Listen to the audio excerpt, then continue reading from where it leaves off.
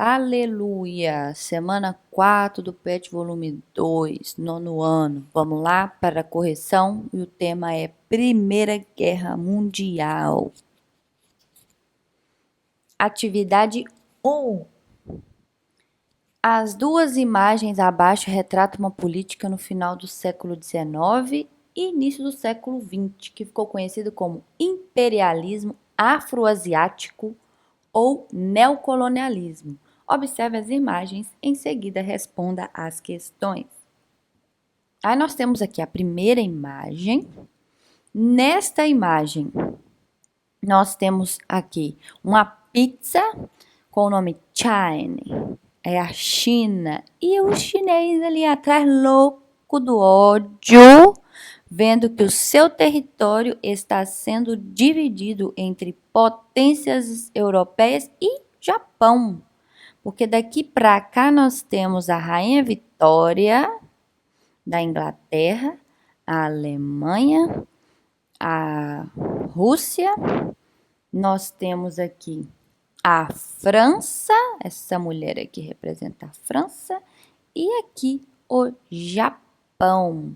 Isso você pode ler aqui na sua legenda, ó, a partir da esquerda, a Inglaterra, a Alemanha, a Rússia, a França e o Japão. Então, eles estão dividindo aí territórios nesse neocolonialismo. Territórios onde? Na África e na Ásia. Veja que tem o nome de neocolonialismo. Neo significa novo, novo tipo de colonizar. Nesta época aí, a partir de 1870, essas potências europeias estavam em busca aí de mercados consumidores, produtores de matéria-prima, por exemplo, borracha, cobre, ferro, entre outros. Eles precisavam disso para levar para suas indústrias que estavam cada vez mais crescentes. Além disso, eles buscavam oportunidades aí para acomodar o seu excedente populacional, né? A Inglaterra, por exemplo, tinha muita gente vivendo em situações nada agradáveis, né? Gente, moradores de rua. Então, o que eles queriam fazer? Pegar essa população sobrando no país, enviar para outros locais, né? Para povoar outros locais e também para desenvolver aí a mão de obra que eles necessitavam para poder levar essas matérias-primas para os seus países. Eles queriam também controlar reservas minerais, explorar a mão de obra nativa, né, naquele local onde eles iam.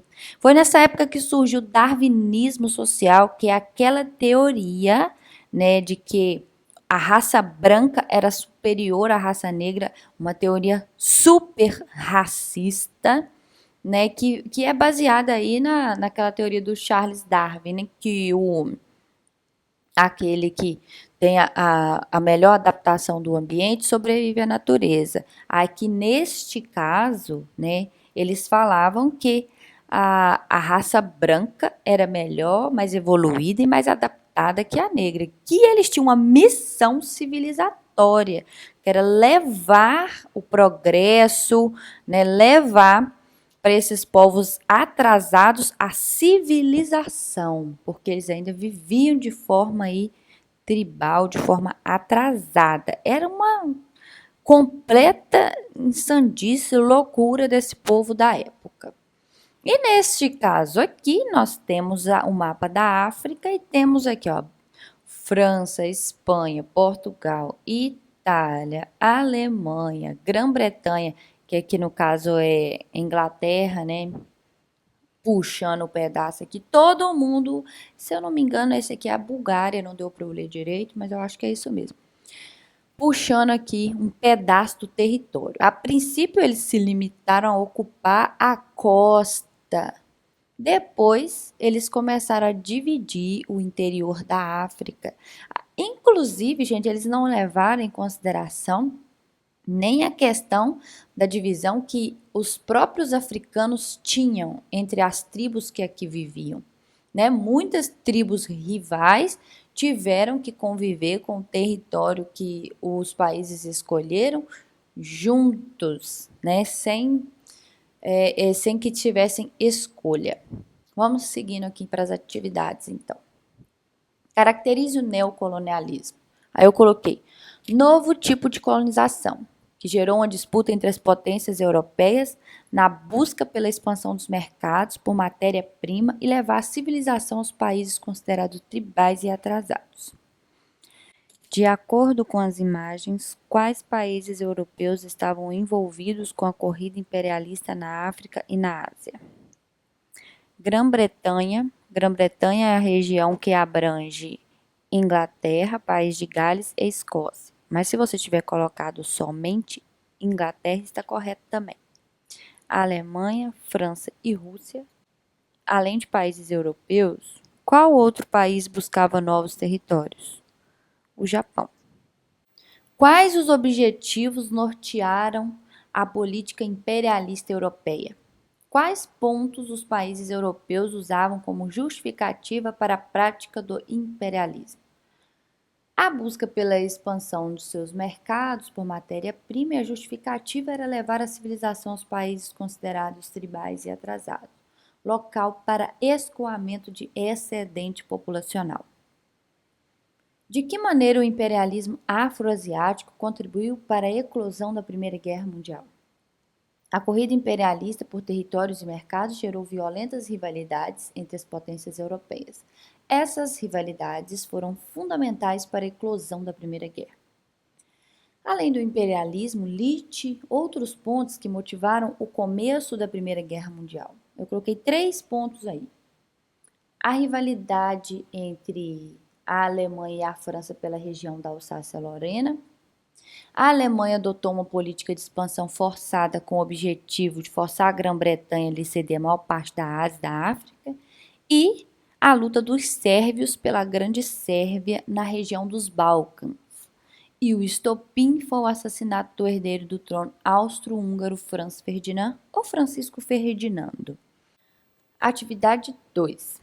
Sobre a participação da mulher no contexto da Primeira Guerra Mundial, leia o fragmento do texto a seguir. Faça uma análise das imagens e depois responda as questões.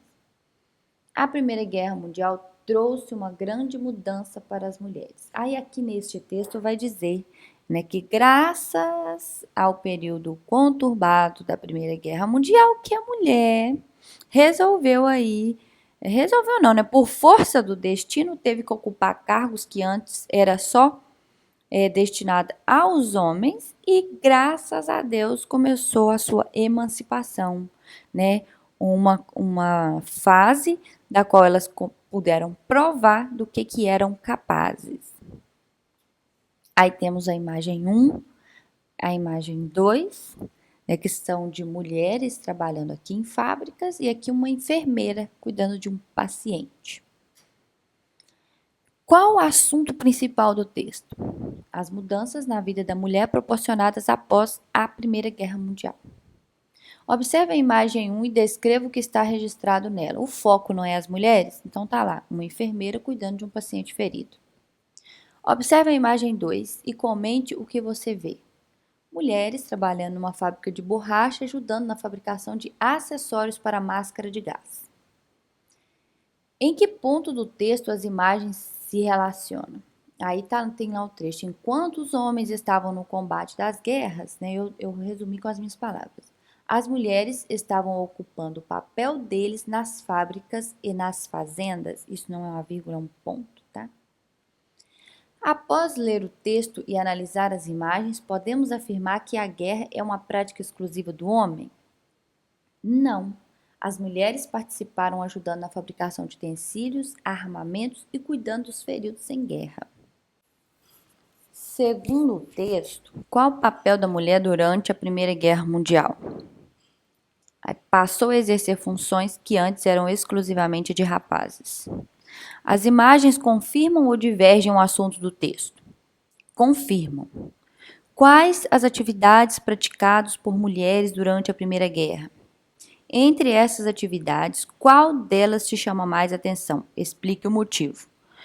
Neste primeiro trecho da primeira questão, está tudo lá no texto.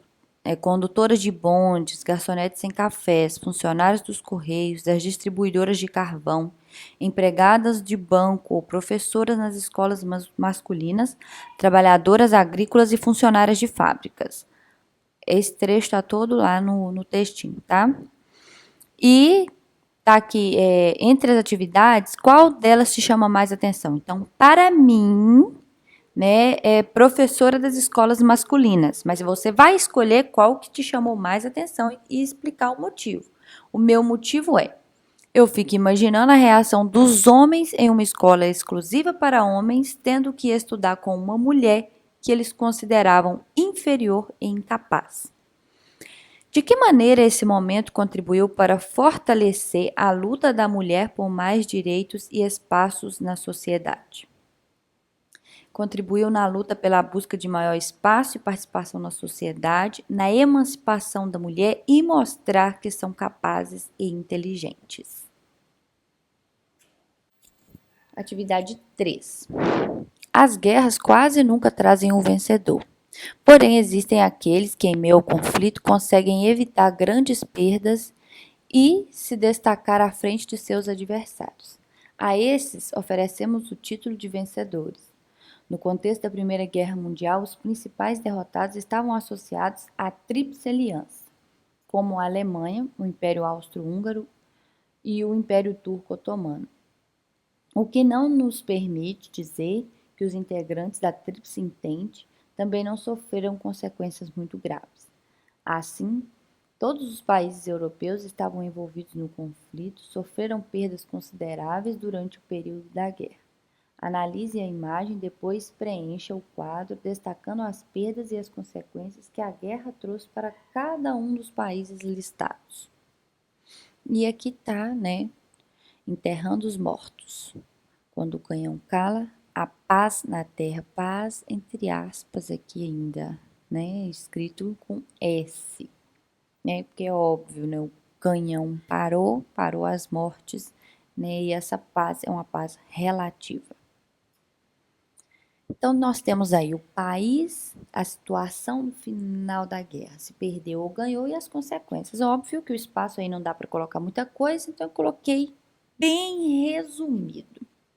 A Alemanha perdeu, foi uma das que foi considerada assim, um dos terrores da Primeira Guerra Mundial, né? Foi a Alemanha que sofreu aí as maiores consequências, né? Porque foi considerada aí a que mais invadiu territórios, a que foi com tudo, foi para cima mesmo nessa guerra para poder estar revertendo a situação que ela tinha, porque buscava mais territórios, porque buscava mais influência. Então ela foi com tudo, não tinha nada a perder, entre aspas, né? Então partiu para cima.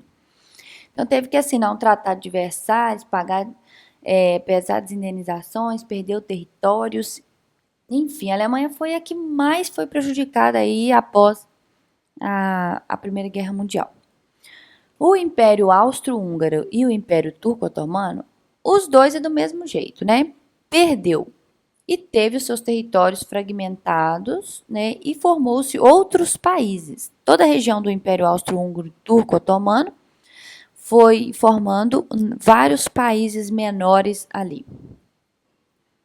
A Itália ganhou, né? Porque terminou a guerra do lado vencedor, mas iniciou a guerra do lado perdedor. Né?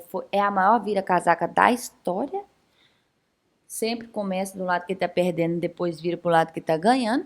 Mas, ao final da guerra, ela não teve os lucros que almejava, né? Tipo, foi prometido a ela novos territórios e tal, e teve muitas perdas materiais e dívidas. A França e a Inglaterra também ganharam, né? Teve muitas perdas materiais, endividamento. E a Rússia também ganhou, mas saiu um ano antes da guerra acabar porque passava por uma revolução interna. Então é isso, se foi útil para você, curta esse vídeo, compartilha, tá? Estou disponível também no Instagram, quem precisar.